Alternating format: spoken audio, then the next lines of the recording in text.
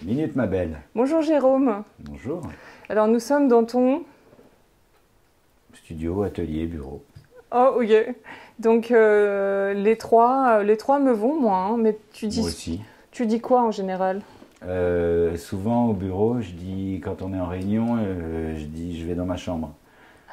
C'est un lapsus et tout le monde rigole. C'est marrant. Et ta chambre, comment elle va? Bah, elle est un peu en bordel. Elle a l'air en bordel, mais elle est très rangée. Voilà. Ok, C'est pas le bordel du tout, c'est un bordel organisé. d'accord. Comme dans ton sac? Ouais, comme dans mon sac. Tu l'as avec toi? Ouais, je l'ai à côté de moi, ouais. Bah tu sais quoi, je vais commencer par ça. Ok. Je vais te... Voilà mon sac, qui est pas fermé parce que je l'ai ouvert ce matin. Donc c'est le sac du jour. C'est le sac de tous les jours. Le sac de tous les jours. Ouais. Ok, Ouais. très bien. Il est petit et je mets plein de choses dedans, c'est pour ça que je l'ai fait. Il est tout plat, mais Ouais, je mets plein de trucs dedans. ok. Il est facile à utiliser, je me suis fait le sac dont j'avais besoin. D'accord, si tu te l'es fait toi-même? Ouais, C'est ton sac, C'est mon sac. il appartient qu'à toi? il appartient qu'à moi. Ah, trop bien. Donc tu l'as pas refait en plusieurs Si, on l'a exemplaires? commercialisé Ok, derrière. d'accord, ok. Et il s'appelle Jérôme? Pas du tout. Comment il s'appelle? Greg. Greg, ok. Ah oui, Euh, c'est le nom de mon directeur administratif et financier. Parce que je voulais faire un sac à dos et quand je l'ai essayé, il était lourd et je suis passé devant mon DAF et j'ai dit il est lourd, Greg. Et voilà, et il s'appelle Greg. Il y a toujours D'accord. une petite blague derrière chaque prénom de chaque sac. Mais d'ailleurs, c'est intéressant ce que tu me dis sur l'administratif et le sac lourd. Comment c'est léger d'avoir une entreprise, Jérôme Dreyfus, après autant d'années, ou est-ce que ça devient lourd là? Non, ça ne devient pas lourd. Il faut gérer une entreprise de 60 personnes qui grandit, ça ne correspond pas du tout à ce dont j'ai rêvé quand j'avais 17 ans. Ouais, Mais c'est la vie, on s'adapte.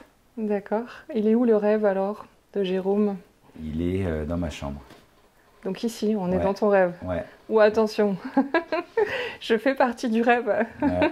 Il est dans ma chambre, dans mon bureau. Quand il est dans la partie créative, il est dans la partie dans l'endroit où je me projette, où j'ai envie de faire plaisir, où j'ai envie de séduire. Le reste, c'est la gestion d'un business et c'est beaucoup moins. C'est beaucoup moins ce dont j'avais rêvé. Maintenant, ça reste très intéressant et d'essayer de construire une société à son image et d'essayer de faire passer les valeurs qui sont dans ma chambre dans la vraie vie. Comment on fait? On en parle et on essaye de convaincre les gens autour de soi. Alors, tu peux me convaincre, moi, tiens, on va faire un essai. Comment est-ce que tu peux me convaincre, moi, de ça, de tes valeurs? Alors, mes valeurs au sujet de mon travail, Ouais, je te dirais achète des sacs en cuir et surtout pas de sacs on appelle ça du cuir vegan, c'est interdit, ça n'existe pas le cuir vegan, mais surtout pas de sacs en faux cuir, puisque les faux cuirs sont tous issus de l'industrie pétrochimique. Et donc tu portes des sacs qui sont faits à base de pétrole. On peut te raconter tout ce qu'on veut. Ce qui donne l'aspect cuir, c'est du pétrole, c'est du polyuréthane. Donc le cuir de champignon, le cuir d'ananas et tout ce que tu veux sont recouverts d'une couche de polyuréthane et ce polyuréthane est issu de l'industrie pétrochimique. J'essaye de convaincre les gens et les gens qui sont dans la boîte qu'il vaut mieux utiliser des peaux issues de l'industrie agroalimentaire pour réaliser ces sacs. Ce sont des peaux d'animaux qui sont tués pour leur viande. Moi perso, je ne mange pas beaucoup de viande, mais ces peaux sont sur le marché. Ça représente chaque année dans le monde 17 millions de kilomètres carrés de peaux. Qu'est-ce qu'on fait? Est-ce qu'on les jette ou est-ce qu'on participe à les recycler en agissant comme agissaient les hommes préhistoriques? C'est-à-dire que le plus vieil acte de recyclage au monde, c'est une fois qu'on a mangé la bête, d'utiliser sa peau pour se faire des vêtements, des chaussures ou des sacs. J'estime qu'écologiquement parlant, c'est beaucoup plus clean et clair que de faire appel à une industrie pétrochimique. d'accord. J'imagine que le fait de vouloir être clean, ça complexifie l'industrie. C'est très compliqué. C'est très compliqué, on n'est pas complètement clean. J'exporte mes sacs dans le monde entier, pour exemple, donc ça n'est pas clean. C'est exporté par bateau, par avion. L'empreinte carbone est énorme, donc on essaye d'être le plus clean possible, en faisant appel à des tanins végétaux, en faisant appel à plein de process qui sont le plus propres possible. Maintenant, si on veut être très propre, on ne fait pas ce métier. Oui, on ne fait pas d'industrie, peut-être aussi. Ouais. Qu'est-ce qu'on fait? On s'occupe de la planète. T'aimerais, toi, je sais pas, dans tes rêves les plus enfouis, t'occuper exclusivement de la planète c'est pas dans mes rêves les plus enfouis, c'est dans mes rêves les plus à vif, bien sûr. Tu t'y approches, Je le fais déjà voilà, beaucoup. Tu le fais beaucoup. On travaille beaucoup. Alors dans la société, par exemple, à chaque fois qu'on vend un sac, à chaque fois qu'on vend un sac, 3,50 € sont reversés à l'association Cœur de Forêt, qui est une asso avec laquelle on travaille. On a un village qui s'appelle Corioko, en Amazonie, avec lequel on travaille et on reforeste, on crée des pépinières. On a eu d'ailleurs un problème il y a quelques mois, une des pépinières qu'on a créées a été brûlée par les cultivateurs de coca, parce que ça ne les arrange pas du tout qu'on replante des arbres, puisqu'ils brûlent la forêt pour avoir des terres pour pouvoir planter la coca. C'est assez compliqué, mais on essaye de faire un geste, et à chaque fois qu'une cliente achète un sac en boutique, 3,50 € sont reversés à l'association Cœur de Forêt. À chaque fois qu'un sac sort de nos chaînes de production, de nos ateliers, 1 € est reversé à Cœur de Forêt.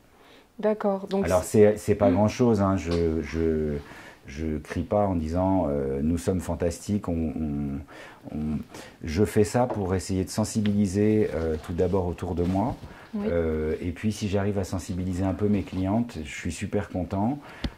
Personne n'est parfait, nous les premiers, oui. Mais il faut s'engager dans un process qui nous permet de prendre conscience qu'on doit faire attention, qu'on doit consommer moins, qu'il vaut mieux consommer mieux mais moins. Voilà. Donc pour répondre à ta question, si je devais te convaincre de quelque chose, je commencerais par ça. D'accord, très bien. Tu me convaincs déjà pas mal. C'est toujours plus intéressant et épanouissant d'acheter chez une marque ou un fabricant qui a des valeurs et qui essaye de faire un peu avancer les choses. Voilà, alors cela n'est pas du tout et ne doit pas être un argument de vente. On m'a souvent demandé pourquoi j'ai pas plus communiqué sur ce sujet de l'écologie. J'ai pas plus communiqué dessus sciemment, car je n'ai jamais voulu être emprisonné là-dedans et dire que j'étais un mec parfait et que mon travail était fantastique et qu'il fallait l'acheter pour cette raison. Non.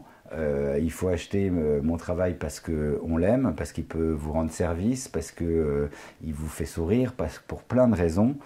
Et son petit plus, c'est que il essaye de tenir des engagements écologiques qui, je le dis une fois de plus, sont très loin d'être la perfection. Je dis juste qu'il faut pas se laisser avoir par toutes ces boîtes qui font du greenwashing et qui vous disent qu'ils protègent les animaux. La protection animale n'a rien à voir avec le réchauffement climatique. Moi aussi, je suis pour protéger les animaux. D'ailleurs, je ne connais personne qui ne le soit pas. Je pense qu'on n'est pas là pour enfoncer des portes ouvertes. On est là pour réfléchir sérieusement à comment faire évoluer notre industrie, tous ensemble, main dans la main, avec nos fabricants, avec nos fournisseurs de matières premières et toutes les maisons ensemble.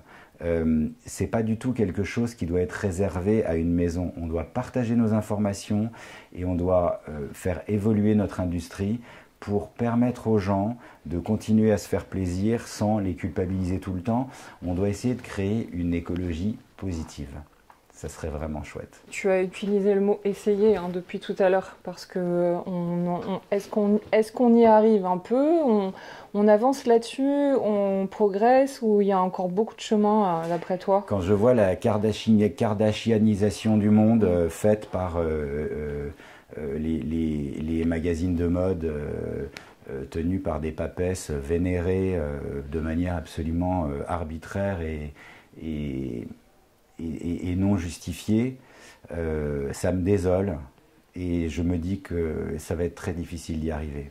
Quand on prend pour exemple des jeunes femmes qui réussissent dans la vie en mettant des sextapes sur Internet, ça me fait très peur. Mais peut-être suis-je un vieux con et ne comprends pas ce qui se passe.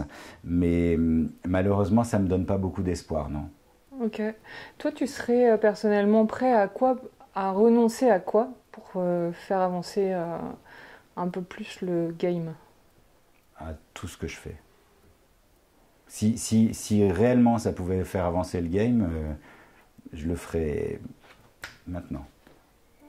Ça consisterait à quoi exactement, ce que tu m'as dit précédemment? À changer de métier. Ok, ah oui, ok, carrément. Ah ouais. Maintenant, je pense que...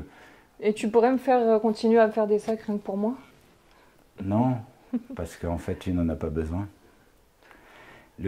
L'idée, ça serait il faut réussir à changer nos mentalités, la mienne en premier. Nous devons comprendre qu'on entre dans un monde qui va être très compliqué, avec très peu d'eau, avec beaucoup de chaleur, avec beaucoup de misère, et donc essayer d'orienter nos actions vers quelque chose qui nous amène vers le meilleur, et pas vers quelque chose qui nous amène vers le pire. Ça ne veut pas dire qu'il faut être un ayatollah et tout arrêter, j'y crois pas non plus, mais il faut se raisonner, il faut réfléchir avant de faire des achats, il faut aimer et peut-être être un peu moins égocentré. On sent une sensibilité accrue par rapport à ce sujet, quelque chose, on sent que ça te touche, hein, tu es vraiment concerné. Ouais, je suis très engagé. Enfin, il y a de l'émotion, en fait. Ouais. Est-ce que tu sais d'où c'est parti Ouais, de mon éducation. J'étais enfant, j'étais au scout. Et le premier commandement chez les scouts, c'est tu respecteras la nature. D'accord. C'est donc quelque chose qui m'a toujours concerné. J'ai toujours été proche de la nature. Je ne suis pas parisien, j'ai été élevé à la campagne. Et mes parents avaient un petit chalet sans eau, sans électricité, dans lequel j'ai vécu tous les week-ends. D'ailleurs, c'est drôle puisque j'ai reproduit ça. Aujourd'hui, j'ai une cabane dans la forêt de Fontainebleau, sans eau et sans électricité, dans laquelle mon fils a grandi, et qui est l'endroit dans lequel je me sens le mieux au monde. Tu veux dire que tu vis dans cette cabane ou non? J'y suis du vendredi soir au lundi matin. Ouais. Ah oui, donc c'est une vraie maison en fait. C'est une cabane de 16 mètres carrés. Ok, et tu vis avec ton fils dans cette cabane? Et ma femme. Ça vivait à 3 dans un 16 mètres carrés? Ouais, au bord d'une rivière dans laquelle on se baigne pour se laver. Et à 1 heure de Paris, là, c'est fantastique. Donc c'est un retour aux sources? C'est pas retour aux sources, c'est là qu'est notre équilibre. Même l'hiver? Ouais. Ok. Et la rivière, qu'est-ce qu'elle a comme particularité? Elle est propre. Là, on peut se baigner dedans. Est-ce que tu sais, parce que j'ai rencontré il n'y a pas longtemps une sourcière, est-ce que tu sais trouver la source? Alors, on m'a appris, je ne suis pas encore très bon, mais je sais comment couper la branche et comment la tenir. On tient la branche comme ça. Jamais comme ça. C'est ça. Et donc, on parlait des arbres hein, tout à l'heure. Ça s'appelle la sylvothérapie, le fait de pouvoir prendre un arbre dans ses bras. Est-ce que toi, c'est ce que tu peux le pratiquer? Ça t'arrive de le pratiquer? Assez naturellement, oui. Avant que j'entende parler de cette thérapie, je pense que les arbres ont un rôle essentiel sur cette planète. Ce sont des êtres vivants qui sont apparus avant nous, qui vivent bien plus longtemps que nous. Qui ont une capacité à capter toutes les saloperies qu'on relâche dans l'atmosphère, en particulier le CO2. C'est d'ailleurs pour ça que c'est un drame quand il y a une forêt qui brûle, puisque quand la forêt brûle, tout le CO2 qui a été absorbé par les arbres est relâché dans l'atmosphère. Donc les feux qu'il y a en ce moment au Canada, par exemple, c'est une catastrophe terrible, sans parler de tous les animaux qui sont brûlés vifs, de tous ces arbres qui disparaissent. Mais je pense que l'arbre, oui, a une place prépondérante pour notre humanité et qu'on doit absolument s'en occuper, les protéger et s'en inspirer. Rien de tel que de s'asseoir au pied d'un arbre pour méditer, par exemple. La méditation, c'est quelque chose qui fait partie de ta vie également? Ouais, j'ai appris ça il n'y a pas très longtemps, mais je le découvre et c'est quelque chose de très intéressant. Alors, j'ai l'air d'un vrai baba hein, quand je dis tout ça, mais je crois qu'il faut simplement On s'en fout des mots en fait. s'écouter ouais. et se rapprocher de ceux qui vous fait du bien. Un arbre ne peut que nous faire du bien. Et d'ailleurs, il y a un cadeau que j'adore faire à des amis, c'est des plantes. Offrir un arbre à un ami, il n'y a pas plus merveilleux. Mon fils, par exemple, est très attaché au premier arbre qu'on a planté à côté de la cabane, puisque je l'ai planté avec lui, c'est le premier arbre qu'il a planté, et quand on arrive, tous les vendredis soirs, il va voir son arbre. Et j'aime beaucoup cette relation qu'il a avec cet arbre. Il s'appelle comment? L'arbre? Oui. Il s'appelle l'arbre Tal. Mon fils s'appelle Tal et on lui a dit donne-lui un nom et il a dit il s'appelle l'arbre Tal. On a dit ok. D'accord. Donc il s'appelle l'arbre Tal. Il a quel âge? Aujourd'hui il a 20 ans. D'accord, ok. Et il continue à venir dans la cabane? Tous les week-ends. Ah ouais, ok. Ouais. Canon. Il vient avec ses potes et c'est super sympa. D'accord, vous faites. Mais alors, donc à Fontainebleau, tu peux pas faire. C'est ton espace à toi? Ou je sais pas si jamais tu veux faire une fête, t'as un espace pour toi ou t'as le droit de faire venir des gens? Je sais pas. Enfin, comment ça fonctionne, si tu veux faire cuire des choses ou je sais pas. On fait du feu et Ouais, on se fait un barbecue quoi. ok. Mais est-ce que c'est dans la forêt de Fontainebleau? Ouais, c'est dans la forêt. Ok, mais est-ce que je savais pas que tu pouvais avoir des espaces habitables? Si, il y en a très peu. Hein. Ah ouais, Voilà, il y en a d'accord. très peu. Mais on a eu la chance de trouver cet endroit. Ok, et pendant le confinement, tu étais là-bas? Ouais. Tu voulais plus repartir? Non, j'avais jamais passé autant de temps là-bas et je voulais plus repartir. Ouais. Là, on a vécu pieds nus et on a vécu en calbute et pieds nus pendant 3 mois, quoi. Ouais, En plus, il faisait beau, c'était merveilleux. c'était trop beau. C'était. Voilà. Là, on était dans l'essence. Et j'allais charger mon téléphone dans la bagnole pour faire les réunions Zoom avec le bureau. Parce que j'ai pas d'électricité. Ah ben ouais. Et ça c'est quelque chose qui. C'est de là tu puisses, c'est ton inspiration pour tes créations? Pas mon inspiration, mais en tout cas, c'est un bol d'oxygène Ouais. qui permet de se reconnecter avec la vraie vie parisienne le lundi matin.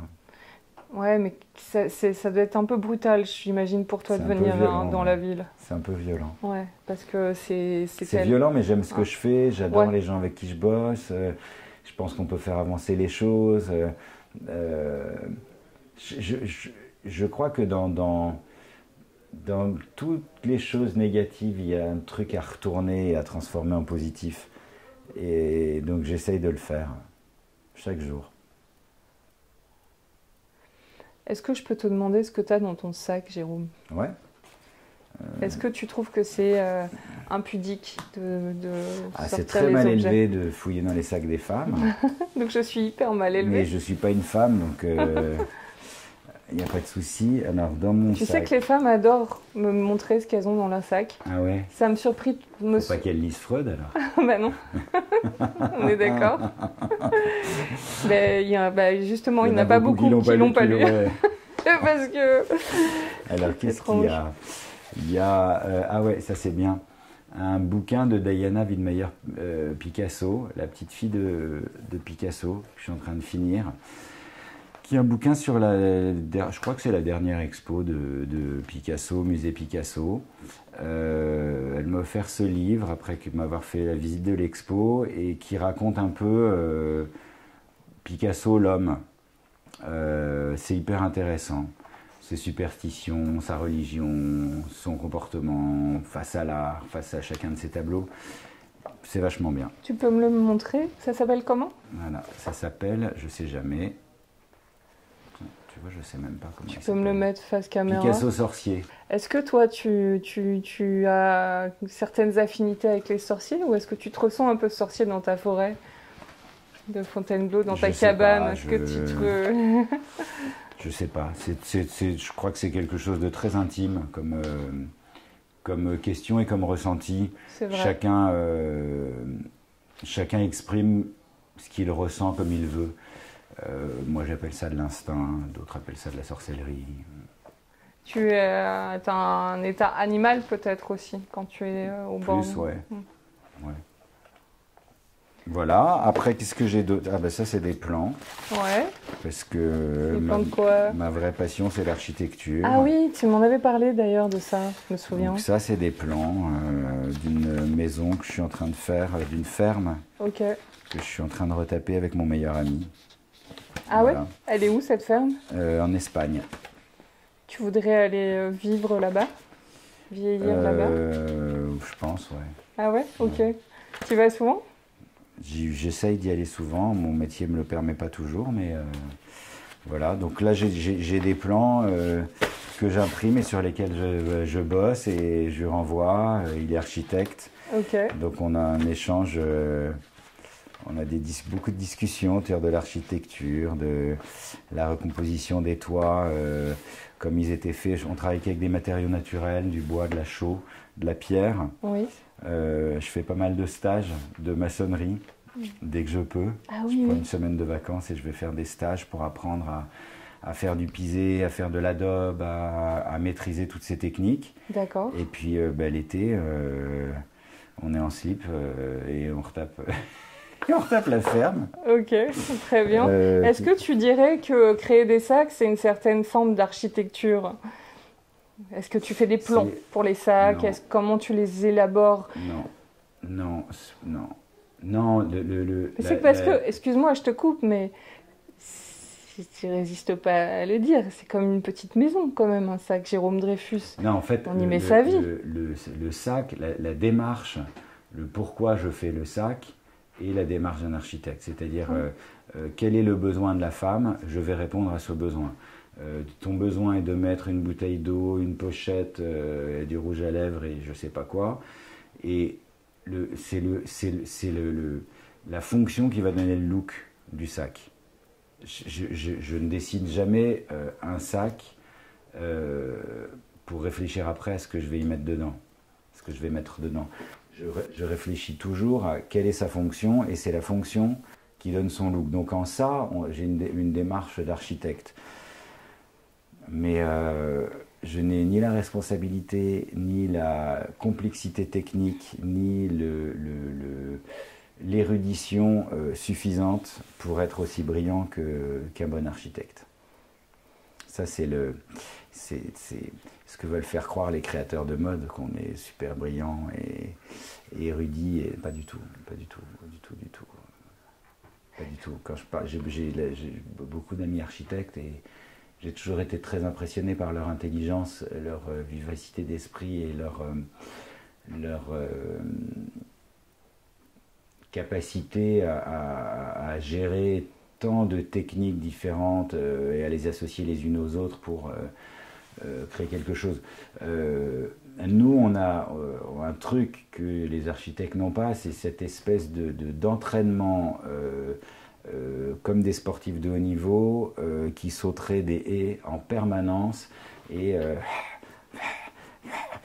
une espèce on doit avoir une permanence, aller très vite, réfléchir très vite, mais malheureusement ça répond justement à une société qui devient folle et qui demande toujours plus. Je suis au cœur du système qui pousse les gens à toujours consommer plus alors qu'on devrait les pousser à consommer moins.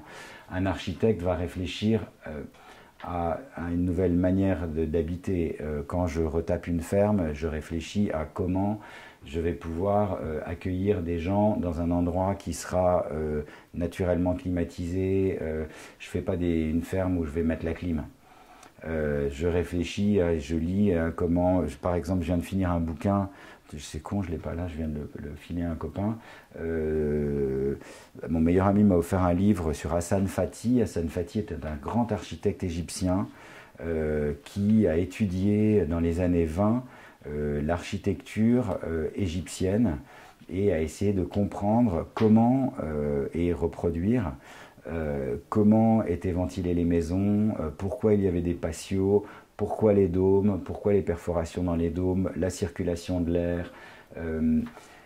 Là, ça devient vraiment intéressant. Là, on touche à l'art ultime. Je ne crois pas que c'est en faisant des chiens en plastique en forme de ballon qu'on révolutionnera le monde, ni en faisant des sacs à main.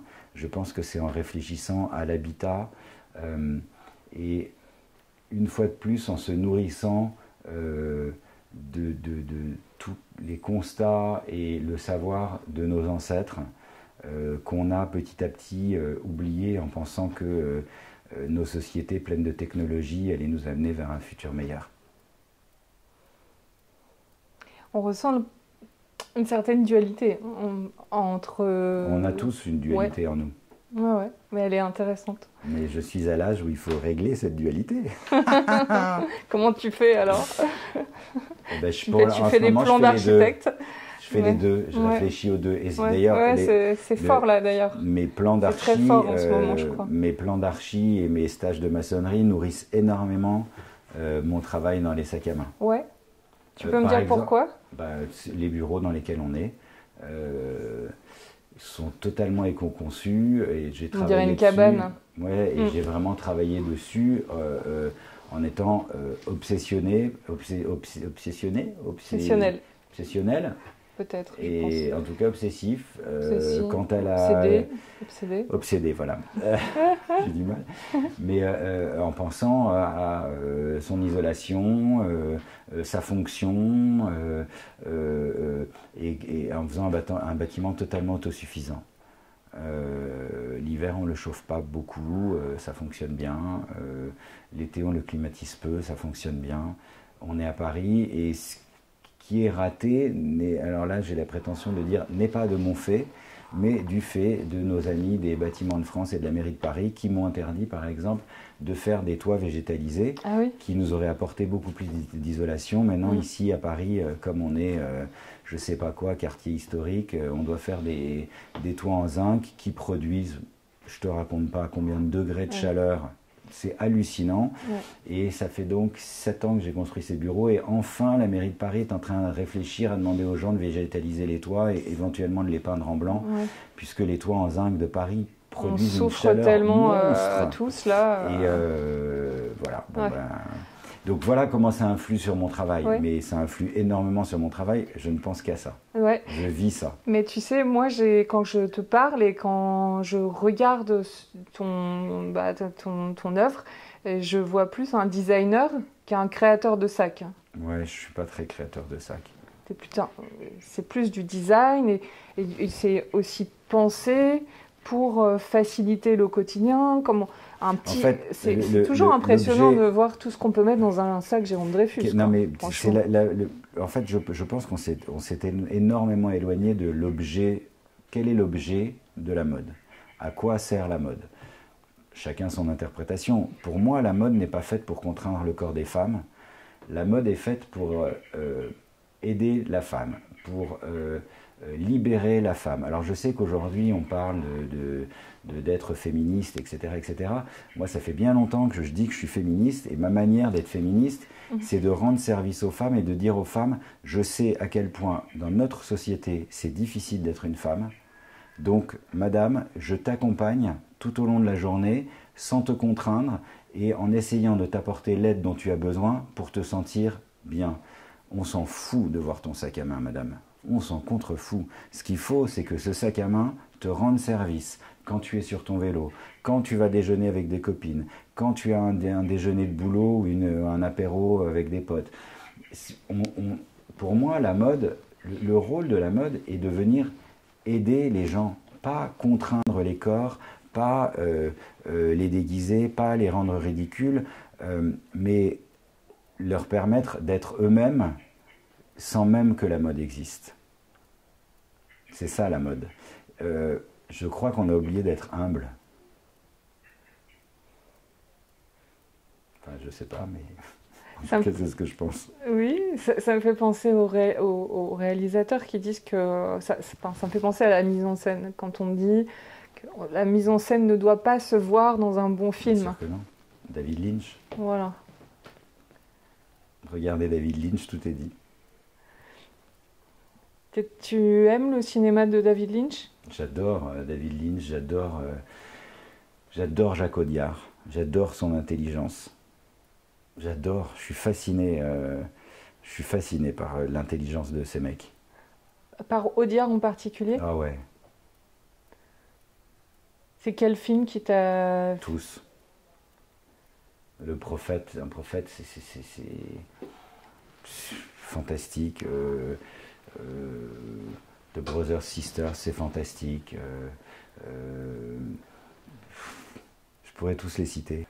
C'est tellement intelligent, c'est tellement bien vu et qu'est-ce que tu aimes en particulier? J'aime la manière qu'un David Lynch ou qu'un Jacques Audiard a de s'effacer et de laisser la totalité de la place au sujet, de nous faire rentrer dans l'histoire. j'adore Almodovar qui alors là pour le coup la mise en scène et la mise en scène n'a rien à voir. Ouais. J'adore Woody Allen. En fait j'aime l'esprit.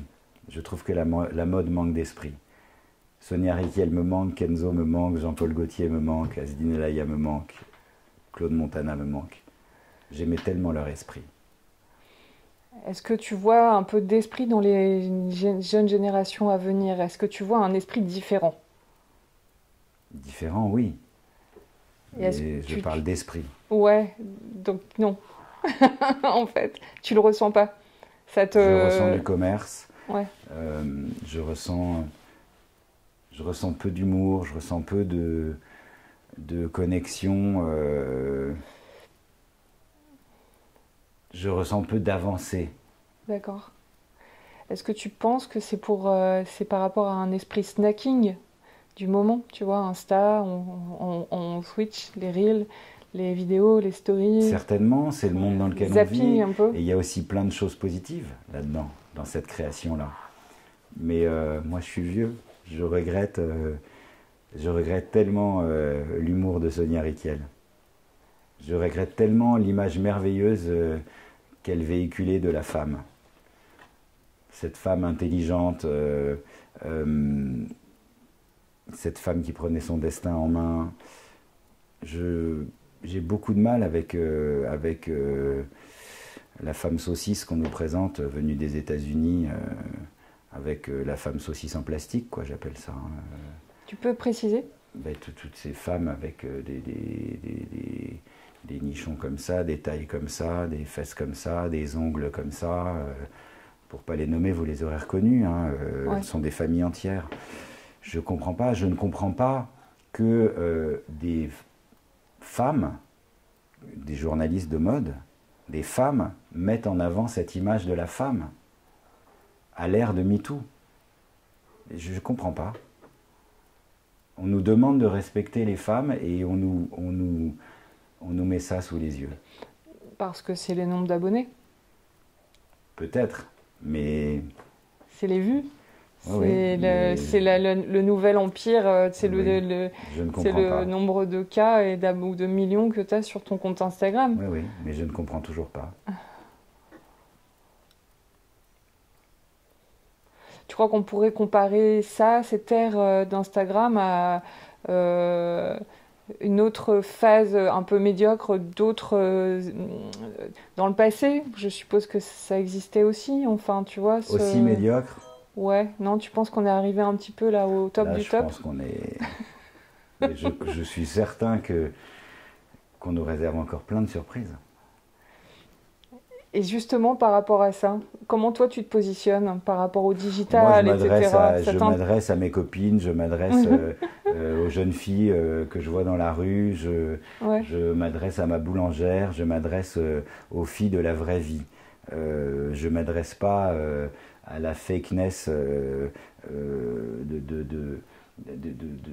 environnante, je ne m'adresse pas aux gens qui s'inventent des vies. J'essaye de Je veux pas que tu t'inventes une vie, je veux te rendre service dans ta vraie vie, je veux te faire sentir bien dans ta vraie vie, pas dans ta vie digitale. Je veux que tu sois bien dans ta vraie vie. Si tu as besoin d'une vie digitale pour être bien, ça me fait peur en fait. Je veux que tu sois heureuse, je veux que... Je vais dire un truc vraiment bête, mais chaque femme est belle, chaque femme peut... Enfin, chacune doit être ce qui elle est, ce qu'elle est, doit pas ressembler à sa voisine, doit pas, surtout pas ressembler à ces femmes saucisses en plastique venues des États-Unis. C'est très triste. Il y en a plein. Hier, j'étais à la fête de la musique, j'ai vu plein de petites nénettes fantastiques, avec des shorts en jean déchirés, des Santiago et les cheveux comme ça, et ça fait du bien. Ouais. Il y en a plein. Il y a plein de jeunes filles formidables. Je dis juste que nous avons une responsabilité envers l'image qu'on véhicule. Ok, oui, je comprends. Et cela m'inquiète. Est-ce que toi, tu dirais que... Moi, ça me fait penser au filtre, justement, Insta, où il y a de plus en plus de jeunes femmes de 20 ans qui font de la chirurgie esthétique parce qu'elles veulent ressembler à leur image. C'est filtré. C'est un drame, et puis elles vivent au Koweït ou au Qatar, là, pour ne pas payer d'impôts. Mais ça, Tu sais, les gens existent parce qu'on leur permet d'exister. Il suffit de ne pas leur donner de cette importance et tout ceci s'effacera aussi vite que c'est apparu.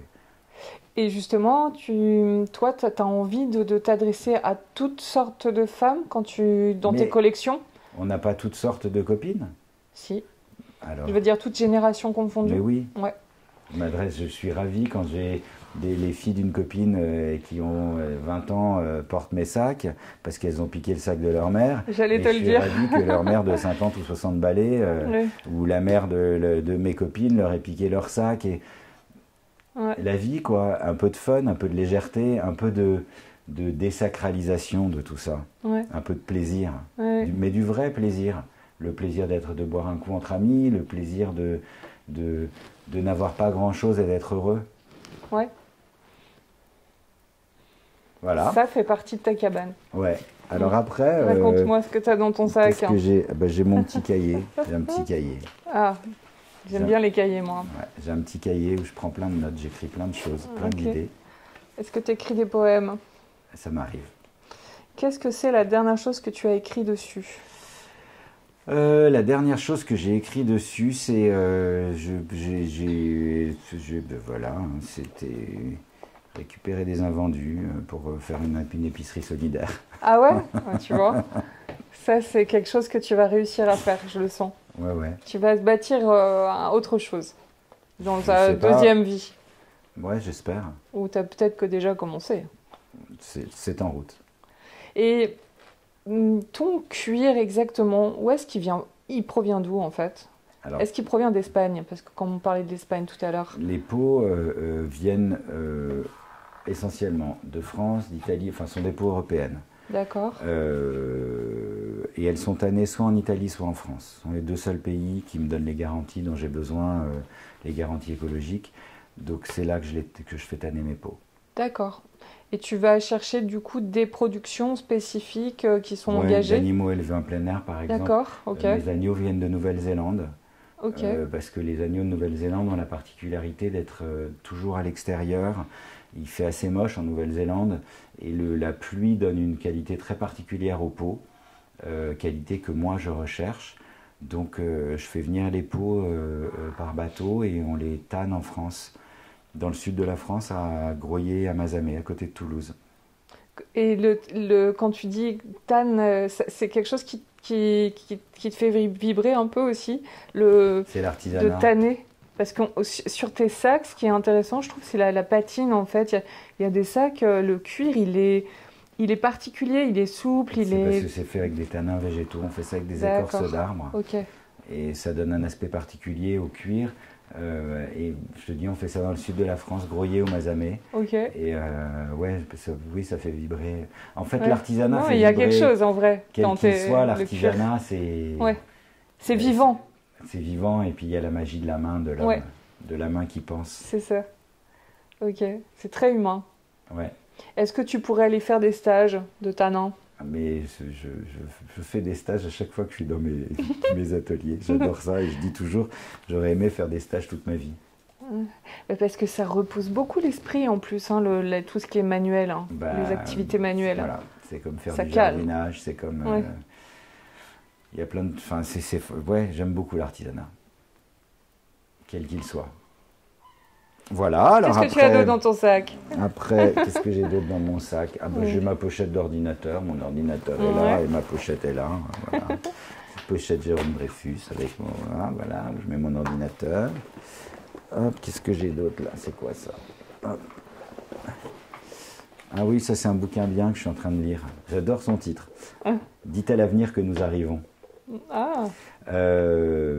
Mathieu Baudin est le directeur de l'Institut des Futurs Souhaitables. L'Institut des Futurs Souhaitables, c'est un espèce de laboratoire qui réunit des scientifiques, des philosophes, plein de gens super qui mettent en commun leurs connaissances et qui essayent de réfléchir à l'avenir et à un futur souhaitable. Okay. Voilà, et c'est hyper intéressant. C'est hyper intéressant. Tu peux me le mettre face caméra pour qu'on voit le titre? Dit à l'avenir que nous arrivons, la révolution des conspirateurs positifs. Voilà. Ok. Et tu peux m'en dire un peu plus? Tu es en train de regarder à l'intérieur? Il explique, je peux te dire même, je souligne plein de trucs. Voilà, tu vois, par exemple, la propagande positive. Il faut ajouter de l'enchantement, parce que je souligne tout. Exercer notre imaginaire. J'adore lire des bouquins, prendre des notes. J'ai toujours un crayon quand je lis, et je souligne, et après je reprends les, je reprends les bouquins et je regarde. Voilà, l'avenir ne se prévoit pas, il se prépare. C'est pas mal, non? Ouais, voilà, c'est pas mal. C'est plein de phrases inspirantes. Ne s'agit-il pas de réfléchir au but même de l'entreprise dans une ère où la croissance infinie dans un monde fini n'est plus possible? Voilà, l'intergénérationnel est bien géré dans un environnement végétalisé au sein d'un monde empreint de culture dans lequel les ressources sont partagées. Voilà, se rassembler sans se ressembler. Voilà, les scénarios du futur souhaitable nous invitent à partir du résultat escompté, nous révélant tous les leviers à abaisser pour le faire advenir. C'est comme des mantras? Ouais, c'est comme une carte que tu tirerais le matin et qui te permettrait d'avancer. Il y a Brian Eno qui a fait un jeu de cartes comme ça. Ah oui? Tu prends une carte et ça te donne le feeling de la journée. Ah, c'est pas mal. Et c'est hyper intéressant. Voilà, j'adore ça. Et quand on parle d'avenir, c'est pas compatible avec la méditation où on est vraiment dans la conscience, la présence, le moment présent. Moi, je suis pas du tout pour être un homme d'avenir ou être un ayatollah de rien du tout. J'aime pas les excès. D'accord. Donc j'aime bien picorer un peu partout et faire ma cuisine. Très bien. Voilà. Je sens qu'il y a encore des choses, mais que tu peux pas me les montrer. Si, il y a encore un bouquin. Ouais. Pas mal de bouquins. Ouais, c'est chiant, il est lourd mon sac. Il y a un bouquin sur une maison de Le Corbusier, la Sahabaya House à Ahmedabad en Inde, qui est une maison qu'il a faite dans les années 50, entre 51 et 55. D'accord. Et avec un jardin merveilleux. C'est hyper beau. Et j'adore regarder les images de cette maison en ce moment parce que elle utilise j'utilise certains plantes et il y a des trucs qui m'intéressent vachement là-dedans. Donc je la regarde en ce moment pour ma ferme en Espagne. Ok. Et est-ce que tu es quelqu'un, ça, je sais pas pourquoi, ça me fait penser au voyage. Est-ce que tu voyages beaucoup, Jérôme? Non. Tu es souvent dans ta cabane? Ouais. Non, je voyage très peu. Ils se moquent beaucoup de moi ici au bureau. Pourquoi? Parce que t'as des voyages d'organiser partout et t'y vas pas? Ouais.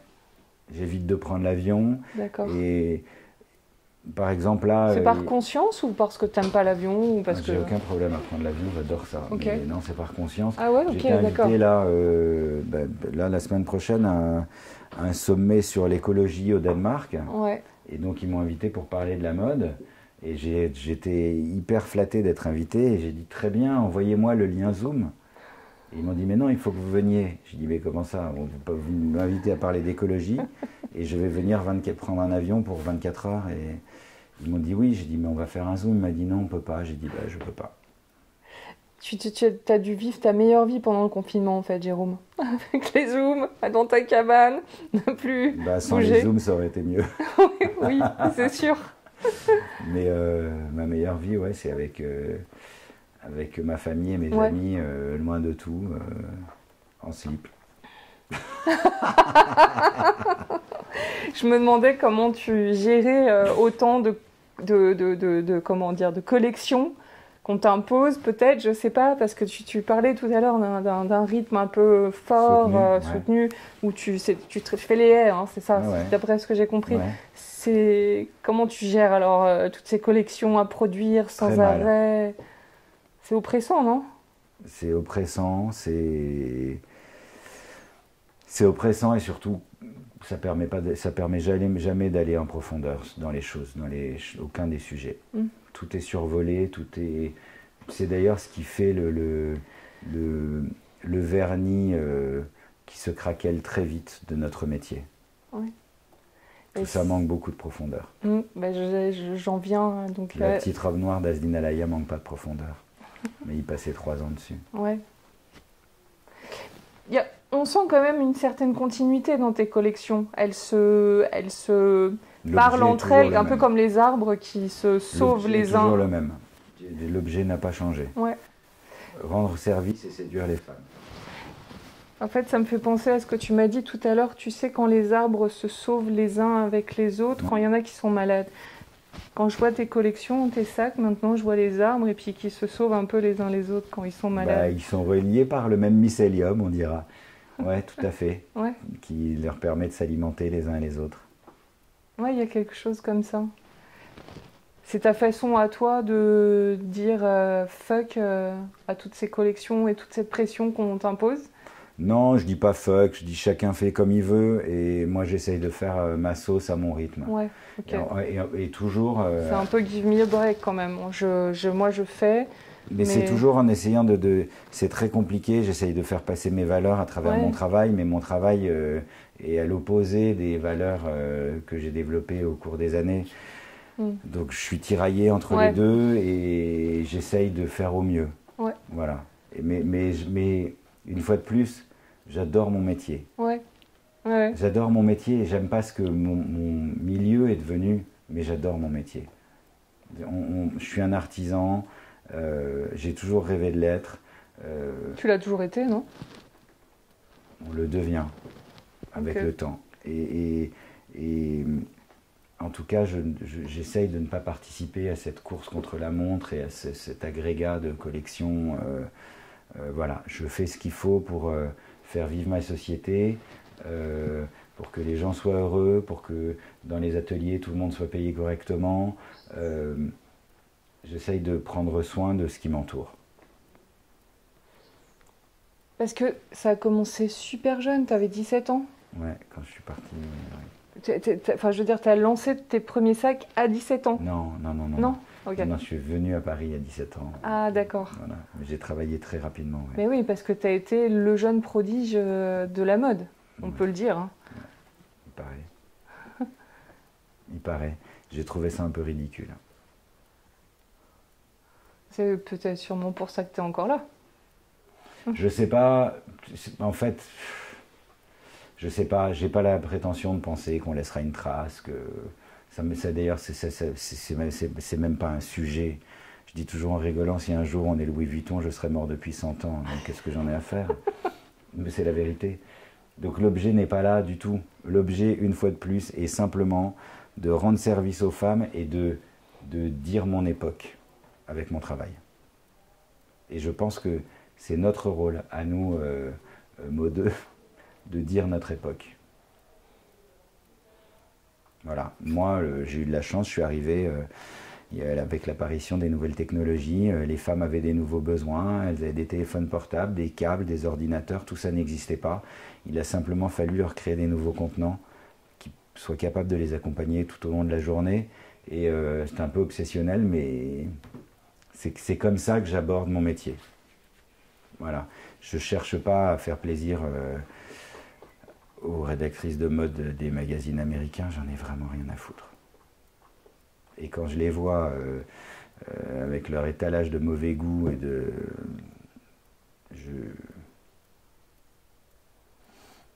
ça me fait pas envie. Et qu'est-ce qui te tient en fait, profondément? Est-ce que ta structure, c'est ton éducation que tu as reçue ou ce que tu vis actuellement avec ta famille? Ouais, moi, ce qui me tient, c'est l'amour. C'est vrai. Bah, c'est pas bête, c'est pas drôle. C'est l'amour en de vrai. ma femme, l'amour de Ouais, mon fils, ouais. l'amour de mes amis. C'est ça qui me tient. Et l'amour de mon métier. J'adore mon métier. J'ai beaucoup de respect pour ces femmes et ces hommes que je vois dans les ateliers et qui savent faire des choses avec leurs mains. J'ai beaucoup d'amour pour ça. Ouais. Ça m'emplit d'énergie, et ça me donne envie de faire des choses, ça me donne envie d'aller vers les autres. Et ouais, ça me tient beaucoup tout ça. Qu'est-ce qu'on peut te souhaiter pour la suite et pour l'avenir? Que je sais pas, je sais pas, que avec la chance que j'ai eue et le devoir que j'ai de rendre cette chance aux autres, j'y arrive. Que j'arrive à rendre autant de bonheur autour de moi que la vie m'en a donné. Tu t'estimes être un homme chanceux? Non, j'ai beaucoup travaillé. On peut être chanceux et travailler beaucoup. J'aime pas la notion de chance. D'accord. J'aime pas trop la notion de chance. Je suis pas joueur. Non, non, non. Je travaille beaucoup, beaucoup. Non, je voudrais juste être capable de donner autant qu'on m'a donné, d'apporter autant que mon métier, mes amis, ma vie m'apportent. Oh, mais quand on t'apporte des choses, en général, c'est quand toi tu en apportes, tu crois pas? Si, bien sûr, ça va dans les deux Ouais. sens, mais si on pouvait me souhaiter quelque chose, c'est pour que D'accord. ça dure pour toujours. Du coup, tout ça perdure en fait. Ouais, d'une certaine manière. Et que surtout, on te garde ta cabane. Ah ouais, ça va me passer sur le corps pour m'enlever ma cabane. Oui, je la visualise maintenant en fait. Je la vois. Elle est plus petite que ce bureau, mais on s'y sent un peu comme dans ce bureau. Et je résiste quand même pas à te poser cette question parce que dans l'imaginaire, etc., il y a des nouvelles, une nouvelle révolution qui arrive en ce moment, c'est l'IA et les métaverses. Et j'ai un peu compris que toi, c'était l'humain qui t'intéressait, mais quel est ton rapport à ces technologies-là et est-ce que ça t'intéresse? Parce que il y a quand même une certaine... Pas du tout. Pas du tout.